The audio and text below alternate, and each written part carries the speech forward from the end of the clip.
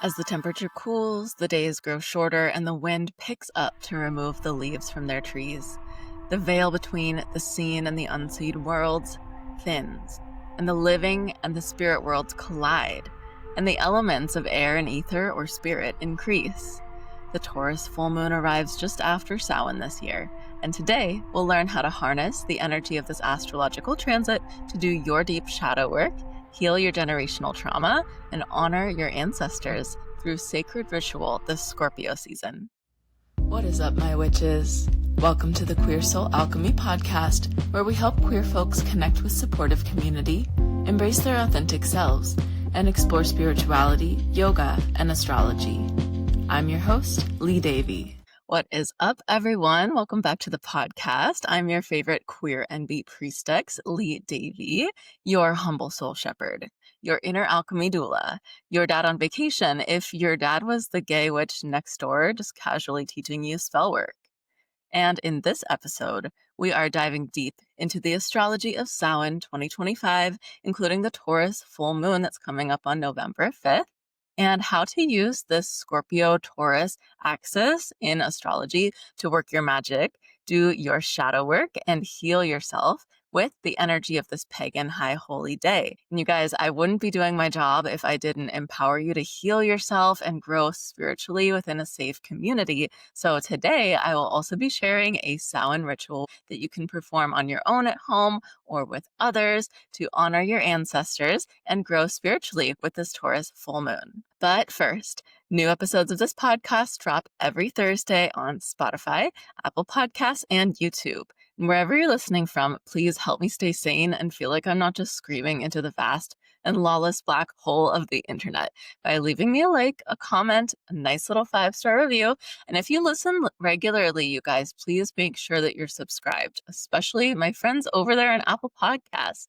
Talking to you guys because my Apple Podcast analytics told me that only half of y'all over there that are regular listeners are actually subscribed. So if you listen to the show regularly, please take a moment to check if you are subscribed. It's free and it only takes a second of your time to hit that button, you guys. But it really helps queer creators like me, and it also helps fellow like-minded queer folks find this community too. So thank you so much for sharing, and you really can't go wrong with hitting any of those buttons that you see on your screen. And guys, don't miss out on my exclusive free self-care resource guide that I've specifically curated for you to support you on your wellness journey. And to download this guide and receive exclusive insights and resources directly in your inbox, you can sign up for my email newsletter on my website at youareloved.one/pod. All right, you guys, let's get into our main content for this episode. Is Mercury in the microwave again?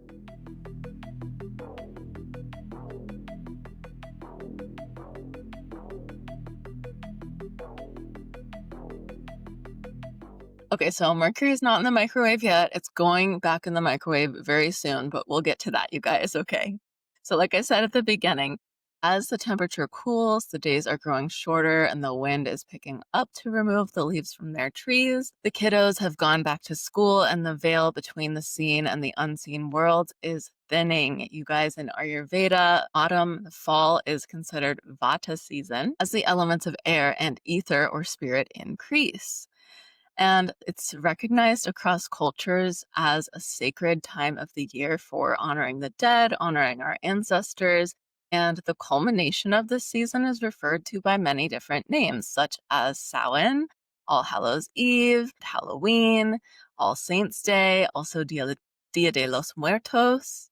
And in the past few episodes, we have talked about different methods from Ayurveda in order to nourish the physical body with delicious food such as khichdi, and also ground our energetic body with oil massage called abhyanga in Ayurveda. And we've also learned how to cleanse and protect our energetic field through ritual. So now that we've established a strong foundation of energetic hygiene and physical self-care, we are well prepared to deepen our spiritual practice. And that is what this episode is all about, you guys.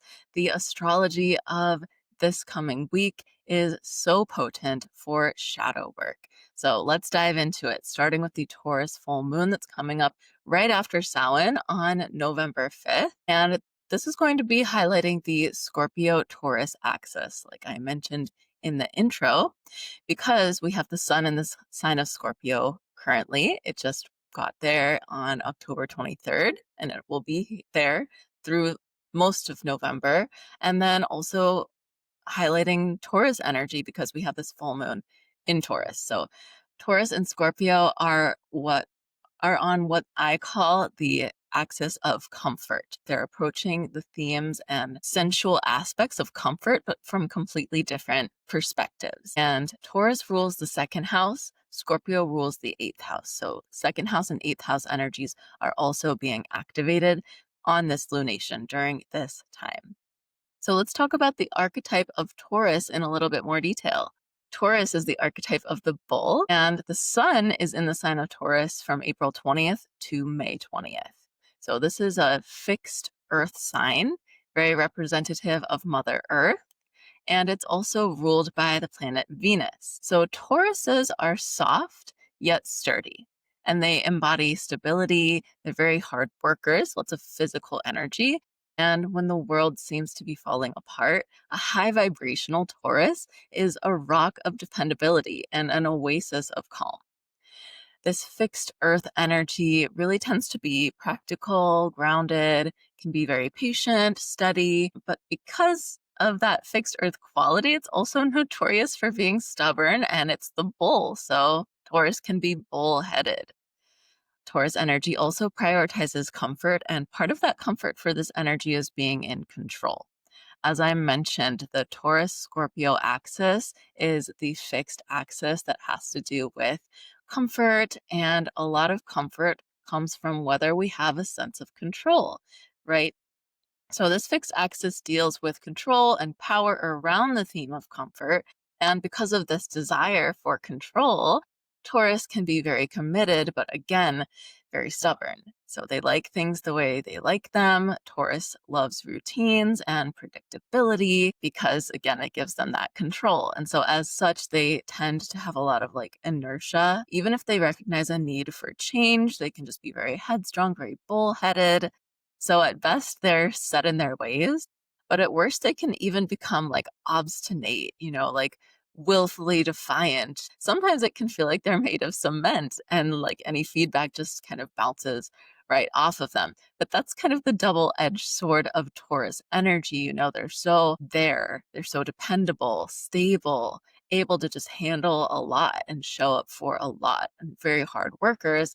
But then that same exact kind of quality of like fixed inertia type dedicated energy can turn around and have them be very set in their ways, very heavy, like almost like as if they're made of cement, and they just won't budge. They won't move, right? So Taurus is ruled by the planet Venus, which gives Taurus energy its orientation toward the sensual pleasures of the physical world. That can come from financial abundance, material comfort, and beauty, of course. And in the low vibration of Taurus energy, this can come out as a lot of different shadow expressions, right? Like greed, vanity, or selfishness, pettiness, or even addiction. For example, sometimes Taurus energy can be very overly materialistic to where it prioritizes its determination to achieve material success over the well-being of itself or over the well-being of relationships with others or even their own health. Comfort is a killer is really the phrase I think of when it comes to the shadow aspect of Taurus energy, because they can prioritize physical and material comfort to such an extent that they actually become like physically, possibly emotionally lazy and lose sight of what really matters. So because of this Venusian influence, it kind of gives them their financial abundance and their beauty, but then at the same time, they can struggle with overindulging in pleasures and vices because they have a kind of all or nothing mentality and they have not mastered moderation. So where is Taurus in your chart, you guys? I mentioned Taurus is the ruler of the second house, which is going to have to do with wealth, abundance, career, and money, lifelong luxury and finances. So this Taurus full moon is affecting whichever house of your chart is ruled by the sign of Taurus and is also going to be affecting your second house. So any planets that you have or placements in your second house are also going to be affected by this full moon. Now let's talk about the Scorpio archetype because, as I mentioned, we have this full moon in Taurus, but the sun is in Scorpio. It's been in Scorpio since October 23rd, and it will be there until November 21st. And Scorpio season is really shadow work season, you guys. So it's the archetype of the scorpion, of course, and it is the fixed water sign. Scorpio is also ruled by the planets Mars and Pluto. So let's talk a little bit about scorpionic energy.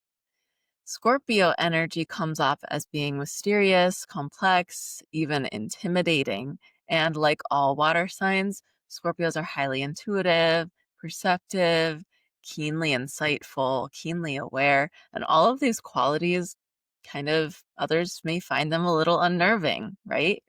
Because while a Scorpio could see right through to somebody's vulnerabilities and kind of see past that mask, they rarely expose their own vulnerabilities. And this is what I believe gives them that reputation of being deceptive.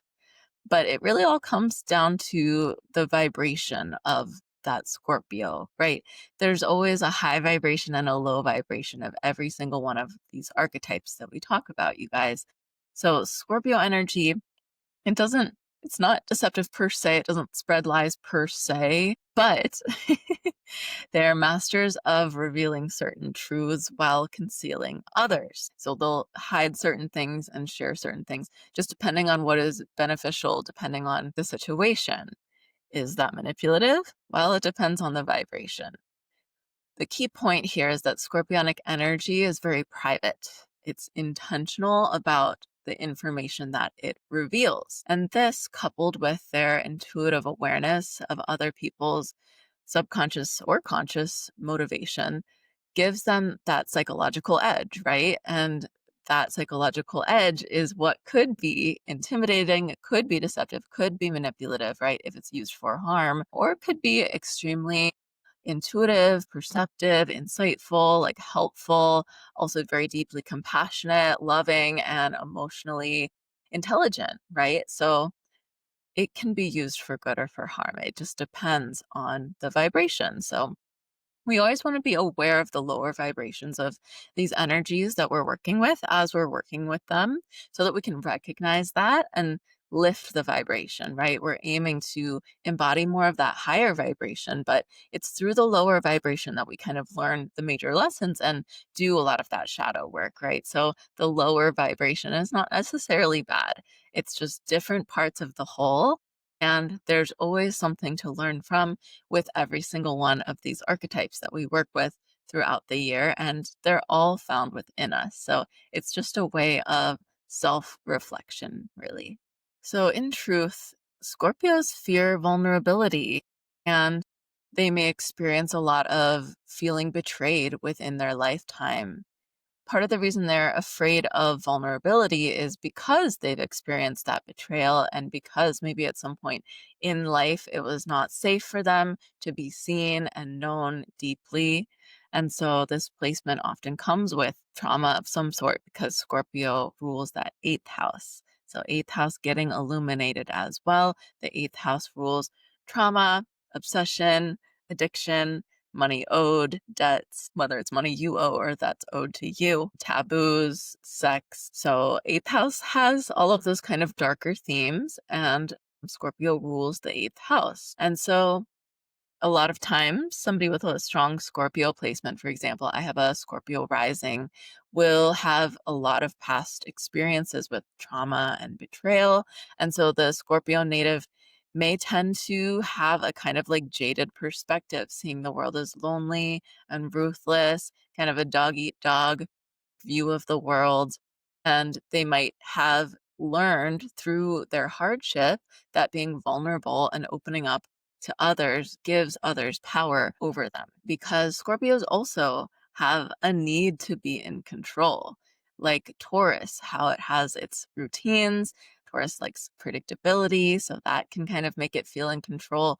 Scorpio also likes to have this illusion of control through its emotional and perceptive awareness. So, control is generally more or less an illusion, right? Which then gives us that illusion of security as if we can control parts of what would otherwise be a very uncertain world, right? So, a Scorpio energy is ruled by both Mars, the planet of war and aggression, and also Pluto, which is the planet of power and obsession, which gives Scorpionic energy its intensity. And Scorpio energy confronts head on those qualities that most other energies, most of the other archetypes of the zodiac, straight up fear or avoid, you guys, like darkness, pain. Scorpio energy is like, yep, that's my time of year. That's my thing. Eighth house energy, right? So this gives Scorpios the natural aptitude for shadow work.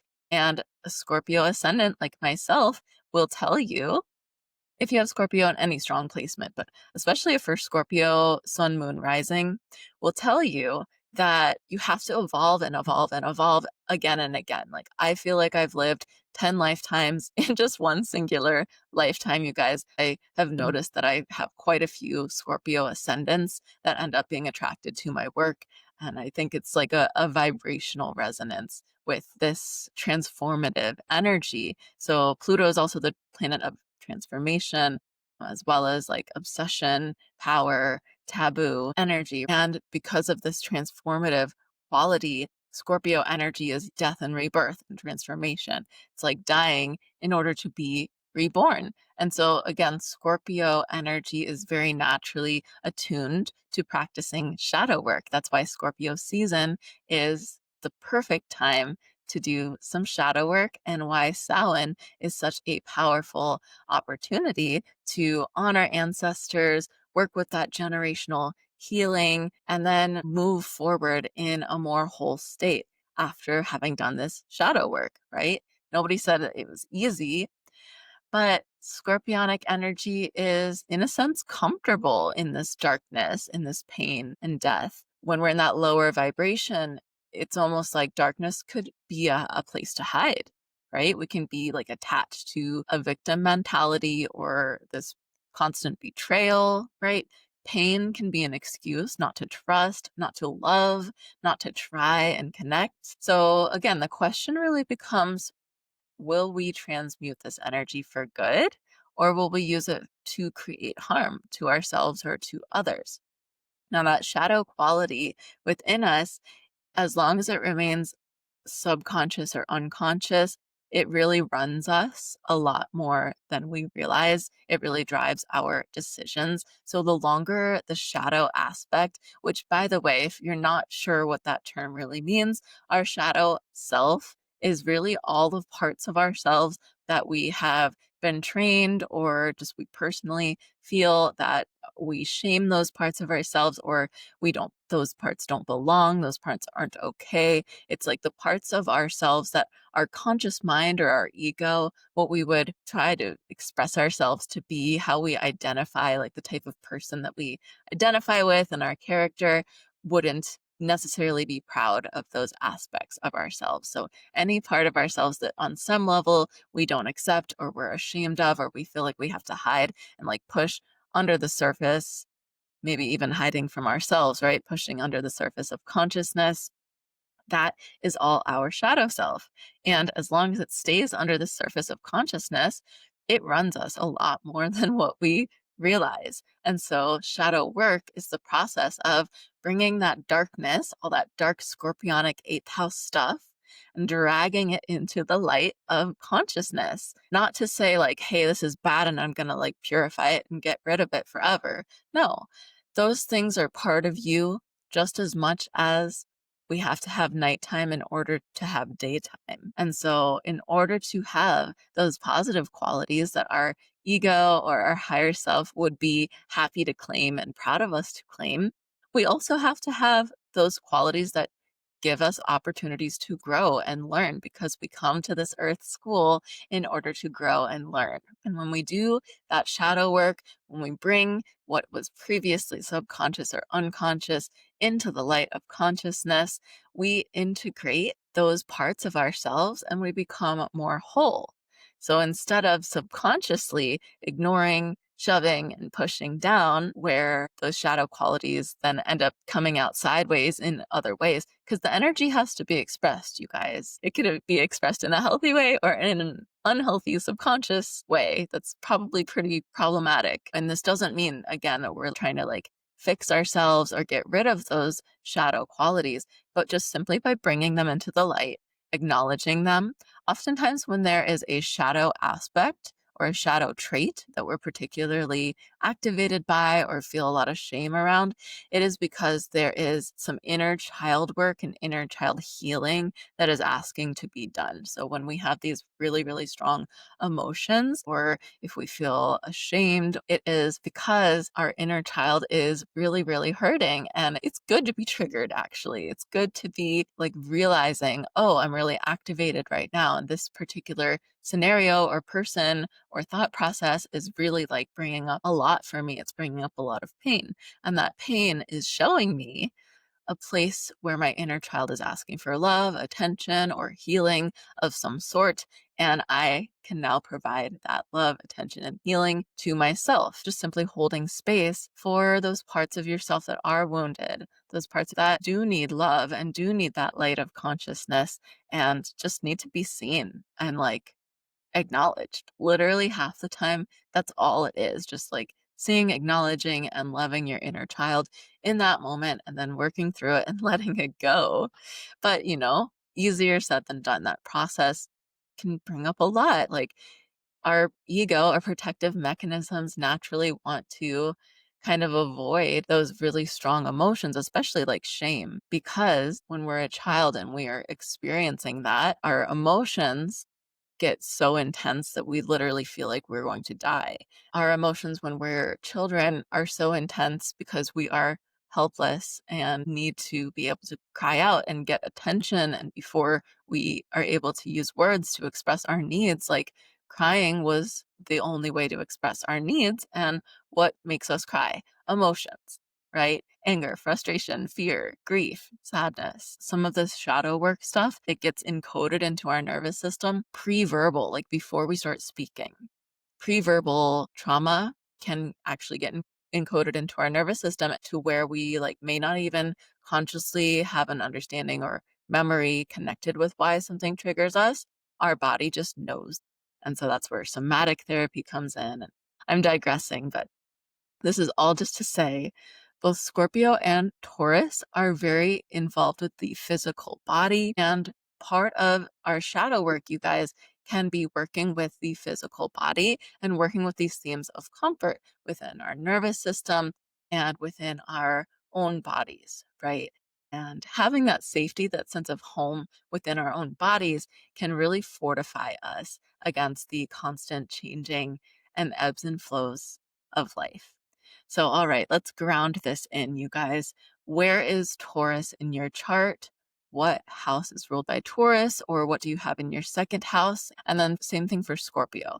Look at your natal chart, see what house is ruled by Scorpio. And then if you have any planets in Scorpio, or if you have any planets in your eighth house. So those eighth house placements are also going to be very heavily affected throughout this Scorpio season, which we just started. And again, will continue all the way through most of November. And we will be having a Mercury retrograde for most of November too, which is adding on and enriching this time of reflection during our shadow work season. So let's go ahead and segue into the next point on our astrological weather forecast, which is that Mercury is going back in the microwave soon, you guys, very soon. I spoke in our last astrology episode about the pre-shadow phase of Mercury retrograde, which we're still technically in, but Mercury does start to go retrograde in the sign of Sagittarius starting November 9th. So we have Samhain, then we have the Taurus full moon. Then a couple days later, we have Mercury going retrograde in Sagittarius. And this is the third and final Mercury retrograde of the year. It's actually the shortest Mercury retrograde of the year as well. It's only 21 days.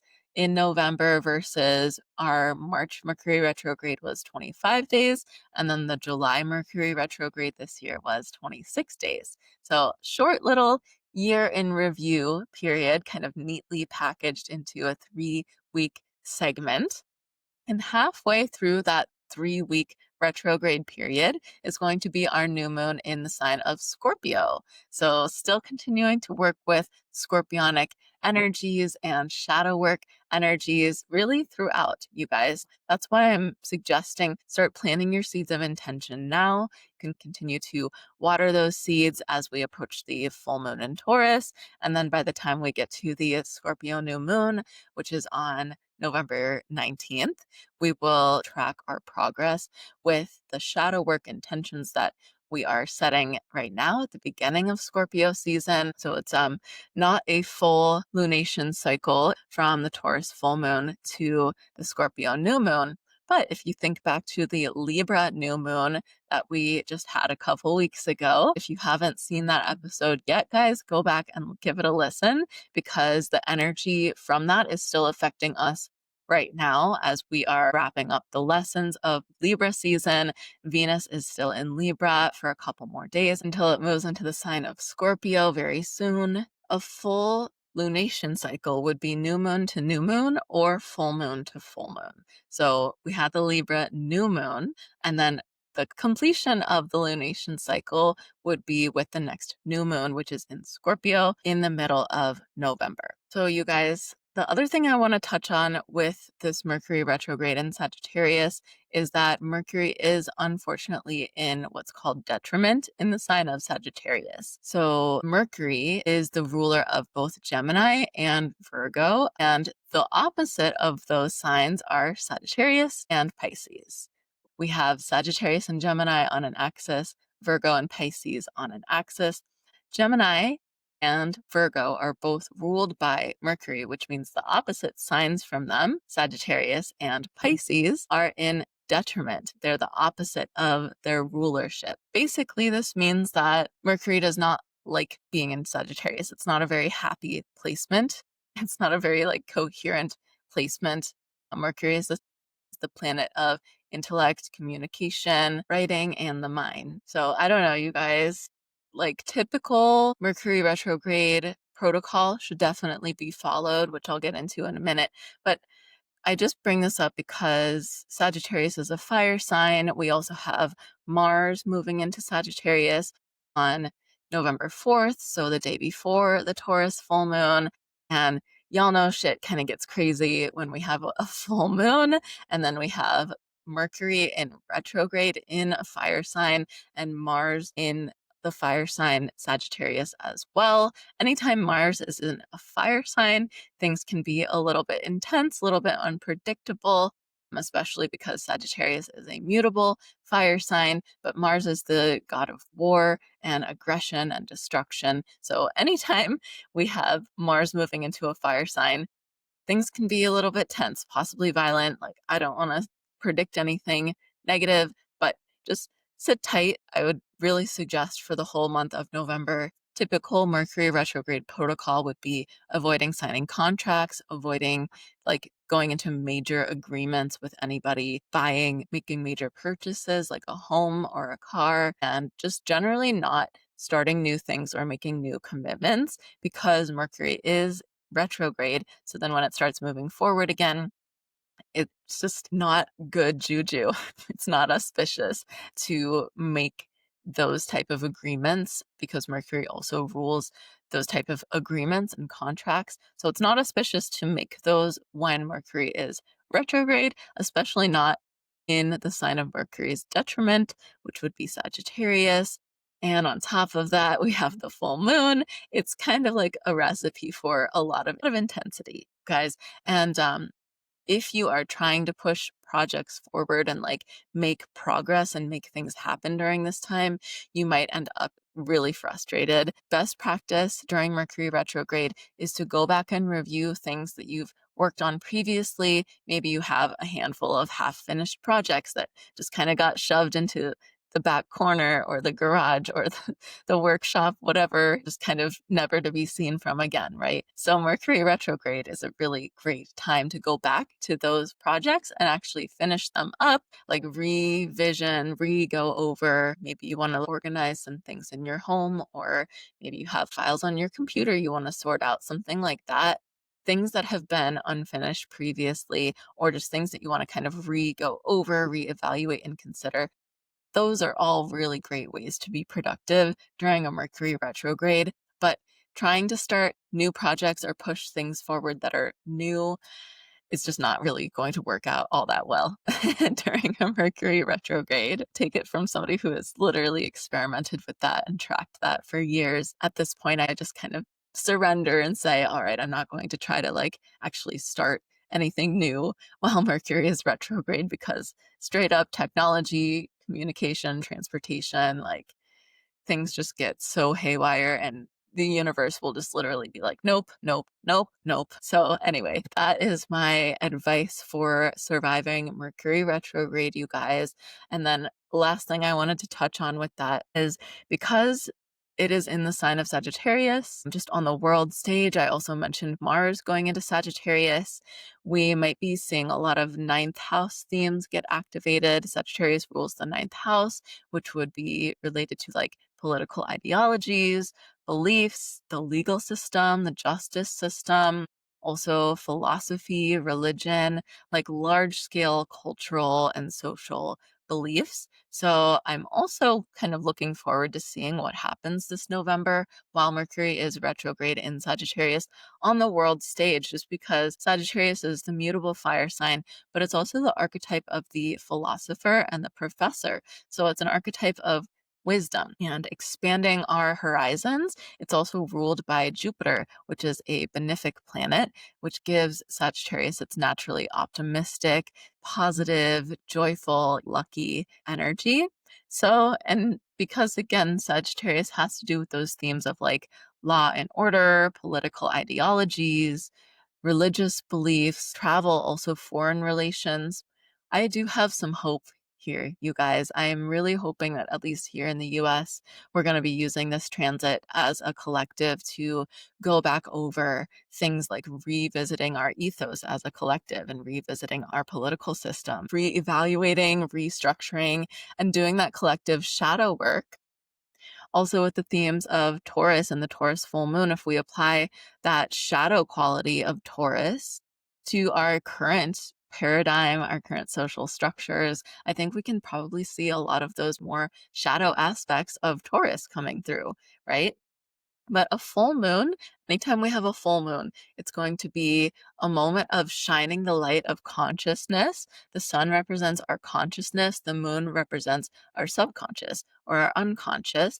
And the full moon is the time when the sun is completely shining onto the moon, so we can see the whole moon from our position on planet Earth. So a full moon represents the light of consciousness being shown to highlight something that is in our subconscious mind. That can be personally, I almost said politically, or collectively, right? And so I have hope that as a collective, this full moon and all the other astrological weather will be coming together to kind of stir up. And then the Mercury retrograde is offering us this absolutely incredible opportunity to do shadow work personally and collectively, and to revisit and restructure systems of power and authority and belief systems that even underlie those systems of power and authority in order to benefit the greater good. Sagittarius, very spiritual, very wise energy. As long as we know what the energy is and how to work with it, then we can work with it instead of it working against us, right? So check out your natal chart and which house does Sagittarius rule in your chart. Also, if you have any ninth house placements and your ninth house is getting lit up with this lunation. Okay, y'all. So moving on to our Samhain practice and Samhain ritual. As we've been talking here, you can kind of see why we might perform a ritual, right? During times of major life transition, whether that's a specific ceremony like a marriage or a funeral, or if it's a life change like getting a period for the first time, or going through puberty, or going through menopause or andropause. Also significant breakups or changing your living space. Like, there's so many different phases and seasons of life that we can go through. And in order to help integrate those moments, we can practice ritual. Taking an intentional moment to pause, which is what a ritual is, allows us time for mental and emotional integration of that experience. Something like a ritual can be a really great psychological bookmarker for us to support us as we dive deeper into that shadow work. So, just as the physical process of digesting food is important, we also need time to mentally and emotionally digest our life experiences. If we move too quickly through life, those undigested thoughts, emotions, and experiences can start to build up, and that buildup can manifest in our minds as anything from anxiety to dissociation, burnout and stress, depression, even migraines, physical tension, chronic pain, and other forms of disease, of being uneaseful. So, practicing a ritual can help with that integration process. And the practice of ritual can provide that psychological kind of bookmark. It can provide closure and clarity. It can also keep your intentions fresh in your mind if you practice rituals on a regular basis, such as every new moon or every full moon. And it can move stuck energy. So if you've been feeling a little bit meh or a little bit heavy, then a ritual can be really helpful for that as well. And actually, last week we covered an energetic cleansing and protection ritual that might be very beneficial for you if you're feeling particularly stuck or heavy. So I offered that last week in preparation for Samhain. And did you guys try it out? I'm super curious. So please share that with us in the comments. And if you are feeling called to that, I certainly would recommend trying out that ritual and then maybe coming back to today's ritual later on once you're feeling a little bit more energetically grounded and prepared. But this week, you guys, we're going to go ahead and cover how to actually celebrate Samhain itself. And my favorite way to celebrate is by honoring my ancestors, by building an ancestor altar, and then having a moon ritual. In this case, we get to use the Taurus Full Moon. So here is a 10-step Samhain ritual that you can perform at home to honor your ancestors and the Taurus full moon in order to do your personal shadow work and collective generational shadow work. So the first component to this, you guys, would be to build your altar. I will put some videos into the main video here of a couple altars that my partner and I have around our home, just to give you some inspiration, some examples. But if you don't already have an altar in your home that you work with, you can build a very simple altar. It does not have to be fancy or elaborate by any means. And you can build your altar to honor any deity or deities, any beings that you would like, any ancestors that you would like to invoke. You can have images of your preferred deities and ancestors. If you're working with ancestors, it can be items that your ancestors previously owned, or maybe food that they would have liked, drinks, smells that they would have liked, just any things that your loved one would have enjoyed when they were earthside with us. And if you're wanting some inspiration as to types of deities that you could work with, of course, Mother Nature, Mother Gaia, Mother Earth. And then you could also build an altar to an alternative deity like Hecate. You could also build an altar to an element, like the element of earth or the element of water or the element of fire. Fire especially is more traditionally used when it comes to Samhain. And then you could also build an altar to a feeling such as gratitude. And then the next step is to open your sacred space for your ritual by making some type of sound. This can be drumming, could be chanting Om, chanting a prayer, or ringing a bell. The next step is to set your intentions. This can be by speaking them out loud, saying them internally to yourself, or you can even write them down and just simply state your intentions for the ritual and make it very clear your intentions for the ritual are for the highest peace and love for all involved. And then you'll want to go ahead and invoke your ancestors, invoke your angels, your spirit guides, your deities, any beings that you feel called to work with, and simply state their names. Simply say, I invoke thee into this ritual, into the sacred space that I've created. Again, with the highest intentions for all involved. And then once your space is set up, your altar's set up, you've invoked these energies to be with you and bless your process, then you can make offerings to those energies that you've invoked. So I like to honor all the elements by making specific offerings for each element. I go in order of most physical to most subtle with the elements. So we would go earth, water, fire, air, and then ether. So in order to honor the earth, I would offer something like favorite foods, maybe baked goods or fruits, or even flowers to the altar. And then in order to offer water, I would very simply take a chalice or a cup of water. I have a special one that I use for my altar only and fill it up with some purified water. Or you could even make moon water by putting your water in the Taurus full moon moonlight for a night or two.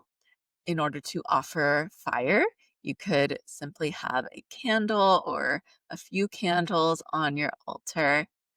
For the element of air, you could burn incense or sage or palo santo, any herbs or any type of like resin incense would also work too. Ideally, anything that you would have that is like local to your region or something that connects with your personal ancestry in order to offer the element of air.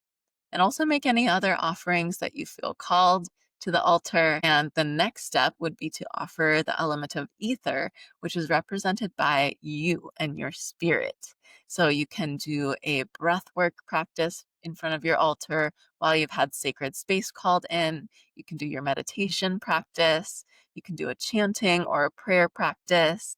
You can do some journaling and offer that, whichever practice you engage with, make that practice your offering of yourself, your spirit to your altar.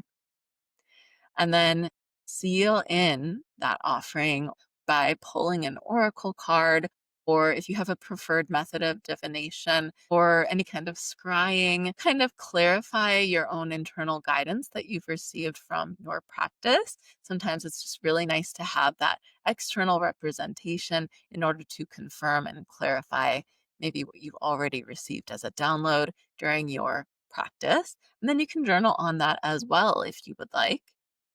And the next step would be to use a clearing spray or again, burning incense, palo santo, sage. A clearing spray would be like essential oils diluted with water in a bottle. You can kind of spray that around if you would prefer to do that over burning something. And we've already offered it to the altar. So the main thing is to offer everything to the altar first before we do anything else with it. So now that these things have already been offered to the altar, you can repeat that process around your living space. If you would like, you can go around your living space with your incense or your palo santo or your burning herbs, whatever you have chosen, and kind of purify and cleanse the space or like spread your energy and your intention from that ritual around your space. After the ritual is over, I always recommend just let the altar sit and let those offerings be on the altar for a full 24 hours after your ritual for the maximum energetic effect. And then if you wish to drink the water, eat the food offering so there's no food waste, then of course you are welcome to do that, so long as they are properly offered to the altar and to your chosen beings and deities and ancestors and guides first. The next step is to then close sacred space after you've done your practice by again making sound. This can be the same or a different sound that you use to open the sacred space. So drumming, chanting Om, chanting a prayer, singing, bell, whatever you feel called to. Feel free to get creative with this, you guys. I'm just giving you ideas and guidelines, and then it's up to you to follow your intuition in order to make the most of that, right? And really make it your own. And then the final step, like I mentioned, is to allow the altar to rest undisturbed for at least 24 hours. in order for the maximum energetic benefits. You could leave those offerings to stay for a whole lunar cycle or a new moon to full moon cycle, like a half a lunar cycle.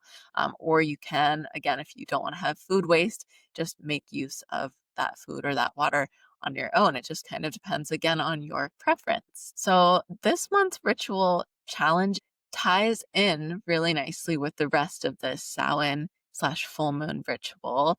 So throughout the month of October, we've been doing this simple yet powerful fire release ceremony. If you think back to the beginning of October, we had an Aries full moon. So still working with Martian fiery energy as we are now with Scorpionic energy, right? But we started off the month of October on the 6th with the Aries full moon, kind of kicking off this energetic supercharge that we have going on through the rest of the year, right? With that Aries full moon.